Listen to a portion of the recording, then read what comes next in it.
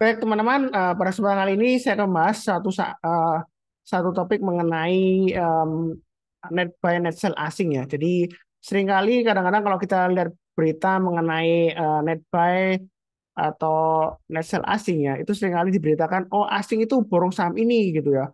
Atau asing kabur kalau IHSG-nya turun, net sell asing besar dikatakan ya asing kabur. Atau misalnya di satu saham kalau asing banyak jualan, net sell asing kabur gitu ya. Kalau borong dijatuhkan, wah asing borong saham ini sampai sekian triliun gitu ya. Nah, masalahnya kalau kita bicara mengenai net sell asing, kalau asingnya itu jual saham, net sell sampai triliunan, itu yang beli siapa? Ya investor lokal dong. Kecuali kalau emitennya buyback, ya lain lagi. Nah, kalau asingnya net sell berarti net buy-nya ya investor lokal. Itu jarang diberitakan investor lokal borong saham ini seperti itu ya. Jarang, setahu saya hampir nggak pernah. Kalau asing borong diberitakan, tapi kalau asing jualan juga diberitakan. Tapi kalau investor borong saham, ya itu jarang diberitakan untuk yang lokal ya, seperti itu ya. Jadi kelihatannya nggak seimbang ya. Kayak investor lokal itu dianggap nggak punya uang sama sekali atau sedikit lah uangnya, nggak sampai asing triliunan gitu uangnya. Nah, kalau asingnya net sell yang buy siapa? Yang nada siapa? Ya kalau dia net sell asingnya ya pasti investor lokal dong. Kecuali kalau emitennya buyback ya, seperti saya tadi katakan ya. Jadi sampai saya ulang 3 kali ya. Nah, kali ini saya akan perlihatkan dengan screener saya bagaimana kita tahu eh, saham yang diborong oleh investor lokal ya sampai dengan 19 Januari 2024. Jadi mulai pembukaan 2 Januari 2024 sampai dengan 19 Januari kemarin hari Jumat ya 2024 itu kurang lebih 14 hari bursa ya. Kita lihat nah menggunakan screening saya. Jadi screening ini saya bagikan free ya. Linknya ada di video deskripsi di bawah ini. Yang belum tahu, Anda silakan join grup Telegram yang saya berikan linknya untuk request ya, untuk masuk ke Sunar Saham Learning-nya. Itu grup kecil yang berisikan Sunar Superseed. Jadi Sunar Superseed ini banyak sekali kegunaannya, tapi saya nggak bahas satu-satu karena topiknya kali ini saya akan bahas mengenai net buy net sell asing, saham apa yang paling banyak diborong oleh investor lokal mulai dari awal sampai dengan pertengahannya sampai 19 Januari 2024 ya seperti itu ya. Nah, kalau kita lihat dari screener-nya, main screener ya. Jadi main screener ini berisi semua saham yang yang ada di Bursa Efek Indonesia. Nah, kita tinggal scroll ke kanan, kemudian kita pilih yang kolom AL. Kolom AL ini nah, ada tulisannya CUM kumulatif ya. NBSF itu artinya night buy sell foreign ya, asing ya, selama 10 hari terakhir. Nah, di sini kan pertama dia diurutkan berdasarkan kode sahamnya. Nah, kita ingin tahu saham apa sih yang paling banyak diborong oleh investor lokal gitu ya, atau yang asing jualannya. Berarti kita tinggal pilih aja yang net sell asingnya paling besar, yang paling banyak dibuang asing berarti diborong oleh investor lokal ya, seperti itu. Nah, kalau kita lihat di sini yang paling banyak dibuang oleh investor asing atau diborong oleh investor lokal adalah saham ASII ya. Jadi saham ini memang turunnya dalam banget ya seperti itu ya. Karena ada yang bilang karena isu Daihatsu dia stop import ya seperti itu ya. Karena ada masalah dengan safety issues ya, safety kendaraan. Tapi untuk juru bicaranya pihak korporasi ASI juga mengatakan dampaknya nggak terlalu besar bagi perusahaannya. Dan juga ada analis yang bilang memang ada dampaknya tapi nggak terlalu besar. Tapi kalau kita lihat kenyataannya harganya memang turun terus ya, turun dan turun terus karena asing lagi jualan, tekanannya jualannya lumayan besar. Nah, kita akan lihat nanti seberapa pengaruh sih tekanan besar net sell asing sama net buy asingnya ya seperti itu terhadap sahamnya ASI ini ya saya fokuskan ya.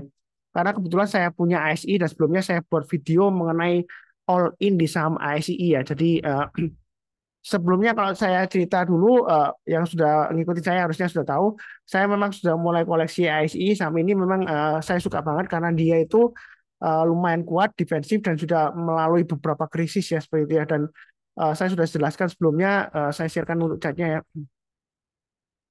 bahwasanya dia tiap tahun kalau dia diturunkan dalam selama ini ya sejauh ini ya, ini mulai tahun 2000 kita mundur ke belakang ya.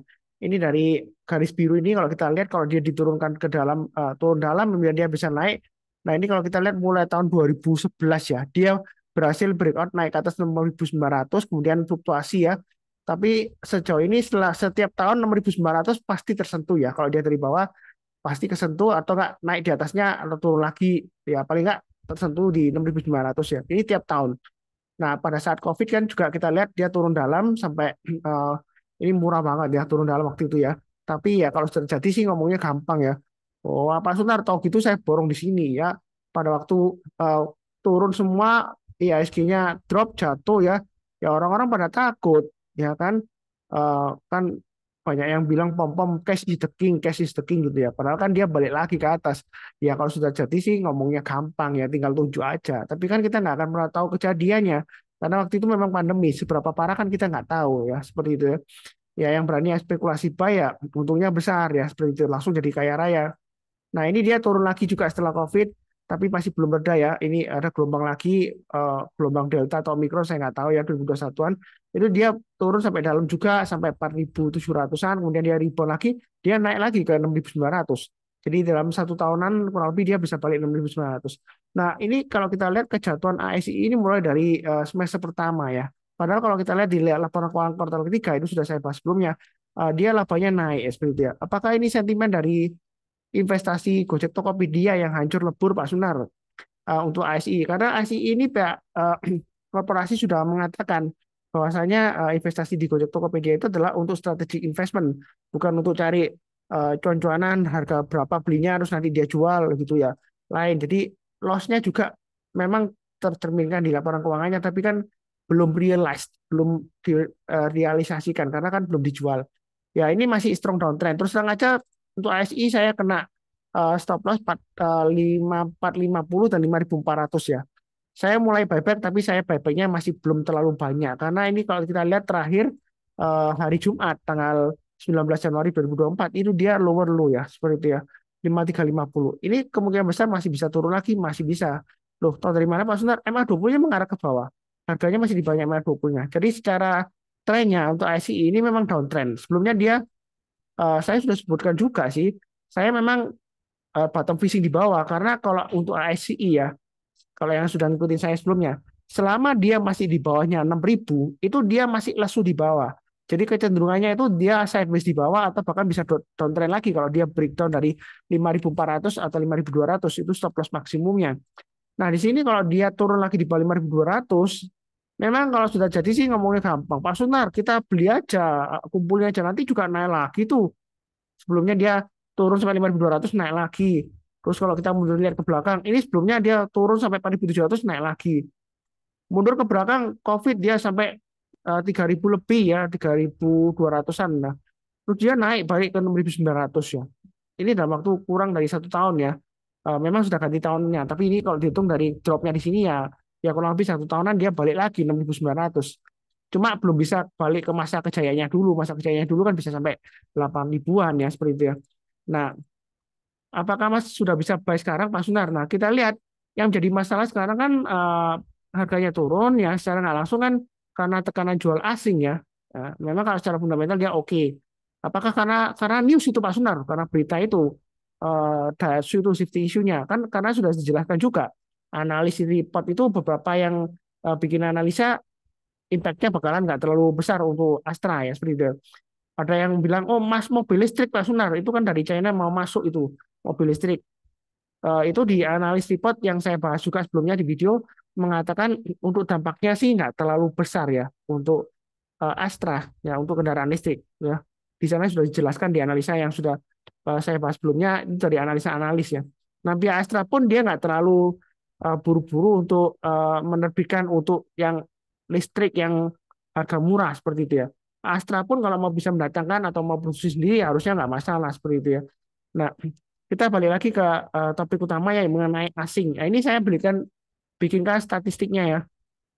Saya perbesar aja. Ini yang sebelah kiri. Ini start date awal tanggal sama akhir tanggal, kemudian harganya berapa pada saat awal start date-nya, kemudian harga closing-nya pada saat end-nya. Ini berapa trading days ya. Nah, itu berapa persen penurunannya? Ini saya kasih merah aja. Ya, kalau kita lihat penurunan paling dalam kan pada saat COVID ya, turunnya 54,44%. Dari 7.200 ya turun ke 3.280. Nah, itu net sell asing.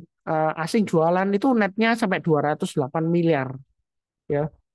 Kemudian net sell yang paling besar itu terjadi pada saat 14 September 2022 sampai dengan 11 Januari 2023. Itu dari harga 7150 turunnya ke 5225 itu minusnya 26,92%.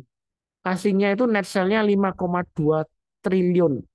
Jadi investor lokal pada saat dia turun-turun itu investor lokal borong ya. Jadi kadang-kadang diberitakan itu cuma asing jualan, asing kabur.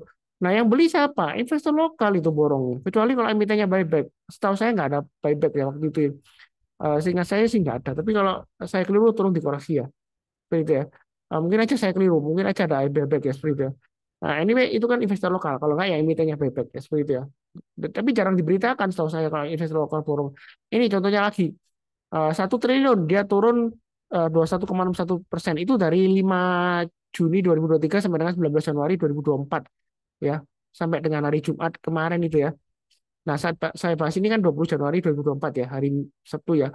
Nah itu dia penjualan net sell asing sudah 1,062 triliun 1 triliunan ya seperti itu ya. Nah kalau kita lihat dari awal tahun itu yang paling banyak awal tahun dari 2 Januari 2024 awal tahun sampai dengan 19 Januari 2024 ya, itu net sell asing 1,2 triliun. Sahamnya turunnya 6%. Ya. Jadi nggak mesti ya. Kalau sebelumnya itu 1,1 triliun dari 5 Juni sampai sampai 19 Januari turunnya 21,61%. Nah, kalau dihitung awal Januari aja itu kan turunnya 6%. Tapi net sell asingnya 1,2 triliun seperti itu ya. Nah, ini kalau kita lihat yang 2 triliunan sebelumnya tahun 2021 ya, ketika rebound dari COVID yang gelombang kedua, itu dia sebelum rebound, ini waktu dia turun yang gelombang kedua kalau salah ya, ini tahun 2021 ya, itu dia net sell-nya asing lebih besar daripada yang gelombang pertama, yang pertama kali ya, 200 miliar, ini 2 triliun asing keluarnya dari ASI.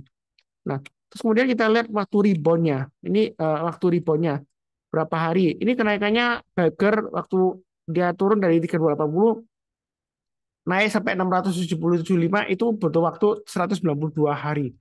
Jadi kadang-kadang kalau kita lihat bicara mengenai tren itu bisa sampai panjang ya, sampai 192 hari atau sampai 1 tahun bisa aja. Nah itu dia Bagger 100% lebih ya.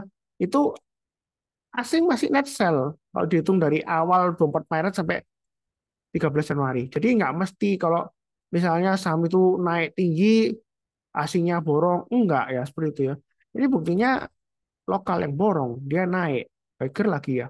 Ya waktu itu waktu recovery COVID mungkin asing masih belum berani masuk, investor lokal berani borong gitu ya, seperti itu ya. Mungkin aja seperti itu.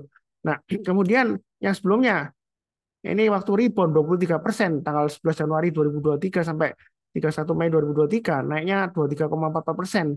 Net net buy asing hanya 770 miliar ya.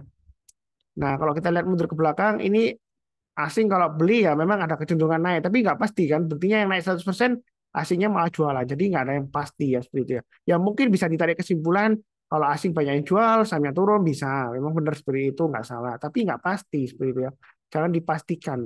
Jadi ya kemungkinan besar ya bisa. Memang sebagian besar datanya memang seperti itu benar, nggak salah nggak. Ini juga asing borong dia naik rebound 32% seperti itu. Nah, ada yang bilang di grup saya, Pak Sunar, bagaimana pasakah sudah saatnya masuk beli borong MASI? Ada yang bilang tunggu aja kalau asing sudah mulai buy, kita mulai buy seperti itu ya. Tapi saya nggak lihat asingnya, saya lihatnya follow the trend ya. Selama masih di bawahnya 6.000, ini perlu diingat-ingat ya. Itu ASI masih lesu ya. Eh, Walaupun saya sebelumnya ada bikin judul YouTube video yang mungkin ada istilahnya clickbait ya, dalam tanda petik ya, katanya izin pom pom gitu ya, Pak Sunar tukang pom pom izin pom pom IC, tapi saya beli sungguhan, saya ikut invest ya. Memang saya sudah sell buy AS ini udah lebih lebih dari 5 kali ya, sering saya ayunkan ya. Waktu itu memang saya pasang automatic order buy, kalau dia naik ke atas 5.700 saya tambah lagi average up ya. Setelah saya tambah ternyata dia turun ya. Ya kita nggak akan pernah tahu pasti ya. Saya pasang trade stopnya waktu itu, saya pasangnya di 5.000 ya, bukan trade stop karena kan rugi kan stop lossnya karena belum belum sampai naik. Jadi saya pas stop lossnya 5.550 5.500. Kemudian saya buyback lagi 5450, ternyata dia turun lagi. Nah, saya jual lagi. Ya terakhir saya timbun ya saya jual lagi. Ya seperti itu ya. Nah, kemudian turun lagi saya mulai buyback. Sampai kapan Pak Sunar ya? Pokoknya kalau masih di atasnya 5.200 masih ada harapan lah ya kalau mau eh, ini sebenarnya tangkap pisau jatuh ya kalau mau buy sekarang tangkap pisau jatuh sungguhan. Jadi sih strong dan saya sih nggak menyarankan, lebih baik tunggu aja deh kalau naik ke atas 6.000 ya. Wah nanti ketinggalan tuh Pak Sunar. Ya daripada Anda beli sekarang nanti kalau turun lagi Anda bingung nanti ujung-ujungnya nyalain Pak Sunar tuh saham downtrend untuk dibeli. Ya saya belinya karena saya punya alasan yang cukup kuat karena fundamentalnya lumayan bagus ya seperti itu ya. Apa karena isu safety-nya Daihatsu terus kemudian sahamnya hancur kemudian orang-orang pada eh, keluar. Kalau saya sih lihatnya kalau ASI keluar dari kalau asing lihat kalau saya lihatnya asing keluar dari ASI sih nggak heran ya seperti itu ya. Karena mungkin kalau kita lihat di saham luar negeri itu Magnificent Seven aja cuannya luar biasa banget ya. Nvidia kalau kita lihat cuannya berapa, Microsoft cuannya berapa, ya, yang whole Google 2 tahun terakhir itu cuannya berapa, luar biasa ya. AMD seperti itu ya. Eh, yang sentimen AI gitu ya, dan juga beberapa saham yang lainnya ya, sama Amerika ya seperti itu ya. Ya mungkin aja asing keluar dari Indonesia yang beberapa sebelumnya dia suka dengan Astra, ASI ya dia keluar ya mungkin aja bisa seperti itu. Ya kita nggak akan pernah tahu yang pasti. Yang penting tetap saran saya tetap fokus ke price actionnya ya. Kalau misalnya masih downtrend saat ini kan masih downtrend ya jangan daripada nanti Anda memaksakan diri turun nanti bingung nggak dipikirin nggak bisa tidur nanti ya seperti itu ya. Ya kalau saya sih santai aja. Pokoknya sudah ada plannya, sudah siap menanggung risikonya. Kalau saya sih selalu siap ya. Jadi saya itu eh, mau cuan tapi juga siap menanggung risikonya. Jangan sampai Anda itu mau cuan tapi nggak mau menanggung risikonya. Ada loh orang seperti itu.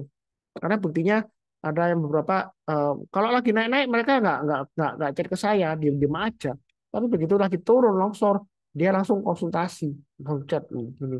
Langsung saya beli di sini. Dia naik tambah lagi, terus kemudian saya tambah lagi, naik, turun saya average down lagi, turun lagi saya average down. Ini nyangkut nih sampai ruginya sampai ratusan juta gimana ini? Memang kalau sudah rugi jauh itu susah nyarankan. Kalau cut loss nanti technical rebound, rebound dia ya sayang kan sudah cut loss. Tapi kalau nggak di-cut ya kalau downtrendnya masih kuat dia masih ruginya lebih banyak lagi nanti ya.